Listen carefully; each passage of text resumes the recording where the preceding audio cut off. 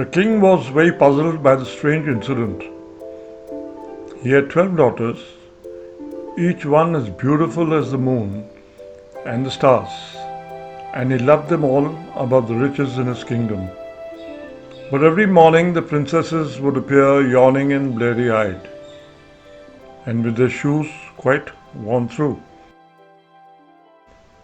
Every evening the king would kiss them good night and lock the door behind him.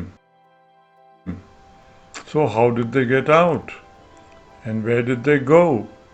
The princesses were certainly not letting on. Buying new shoes every day was costing him a fortune, so the king was determined to solve the mystery.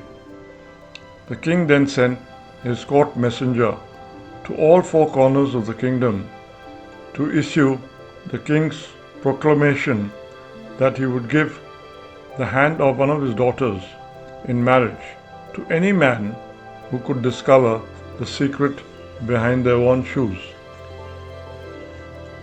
But should he fail, after 3 nights, he should be banished from the kingdom. Needless to say, there were plenty of young men waiting to risk banishment to win such a prize. But they soon found the princesses were too clever for them. Before they retired for the night, the princesses sang, played their musical instruments, and fed sweetmeats and rich honeyed mead to those who were tempted to solve the mystery.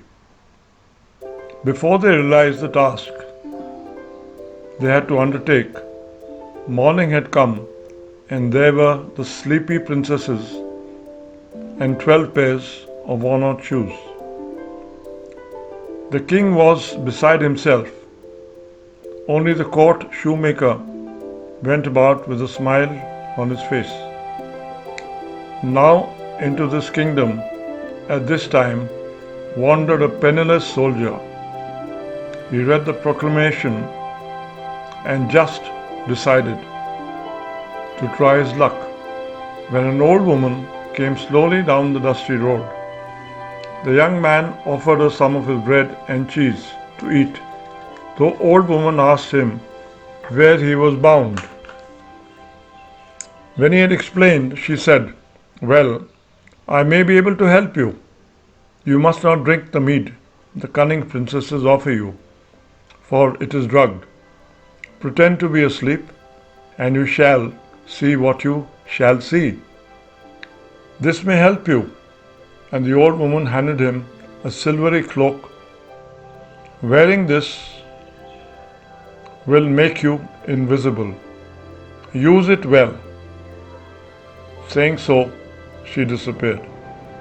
"Well, perhaps I will succeed now that I have the magic on my side," murmured the young man as he set off for the palace. By now, the king was tearing his hair out. The court shoemaker had taken extra cobblers to help him keep up with the demand for the new shoes every day. Soon, the young man reached the palace and met the king. He bowed deeply to the king and smiled at all the princesses. He ate a hearty supper, but when the eldest princess gave him a goblet of mead, he only pretended to drink it. Then he yawned loudly and let his head droop as if he had fallen asleep. The butler and the first footman dropped the young man onto the bed placed across the door of the princess's bedchamber. He cautiously opened an eye and gazed around the room.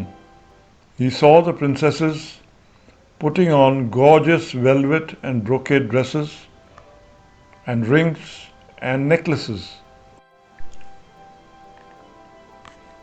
They giggled and whispered as they brushed their hair, powdered their faces, and then pulled on the brand new jeweled slippers that the shoemaker had only delivered a few hours earlier. When everyone was ready, the eldest princess clapped her hand 3 times. At once, a trap door opened in the floor, and the princesses swiftly descended down a steeply curving staircase. The moment the last princess had disappeared down the stairs, the young man flung the magic cloak over himself and rushed after them. Descending the steps, he found himself in a wondrous garden. In the middle of the garden, he saw musicians played whirling tunes and all the princesses dancing with the most handsome princes. The young man was spellbound, but he managed to keep his wits about him. He reached up and broke off a branch from one of the jeweled trees and hid it under his cloak. Then he ran back and lay down on the bed, as though he had never stirred. So it happened on the second and third nights.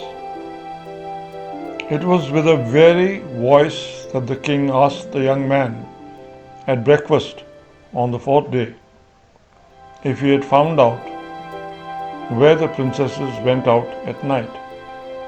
The king sat up very quickly when the young man told his tale and produced the branches.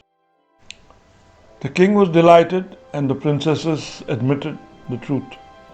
The young man chose the youngest princess for his bride and they lived happily together, except of course the court shoemaker who always made the young man's shoes just a little tight, so they pinched.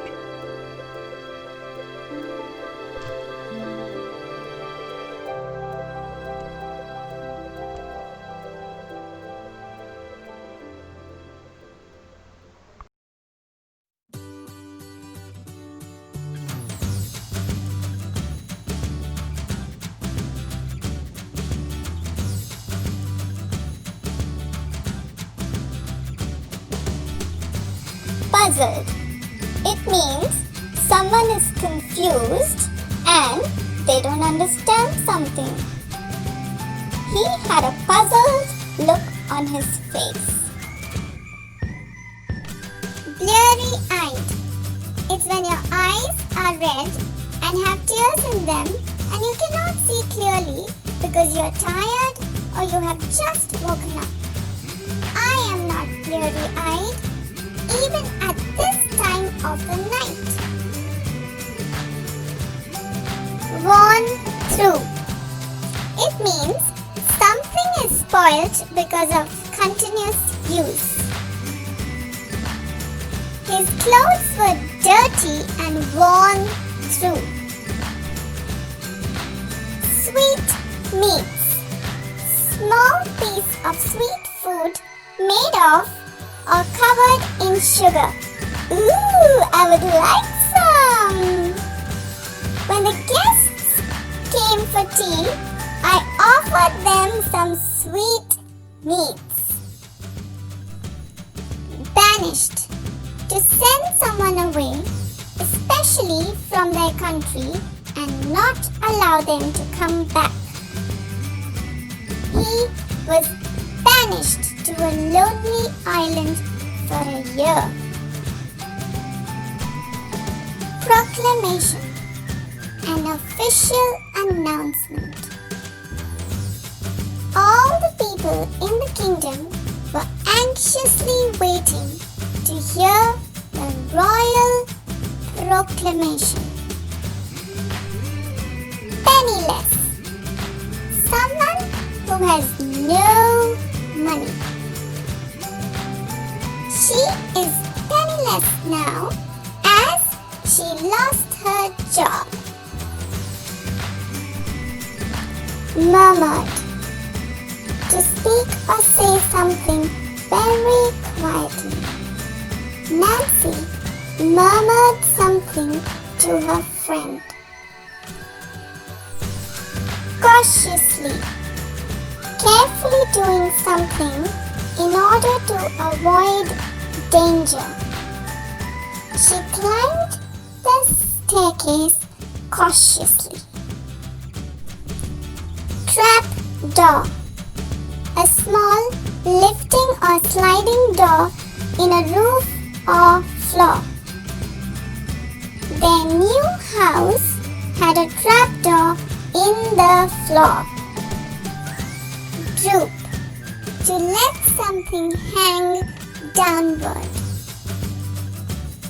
The flowers were drooping in the hot sun. Descending. To pass, move, or climb down something. They all descended the staircase one by one. Spellbound. Giving all your attention to something as if someone has done some magic on you. The children were spellbound by the puppet show. Yee! Pinched. Something is squeezed so tight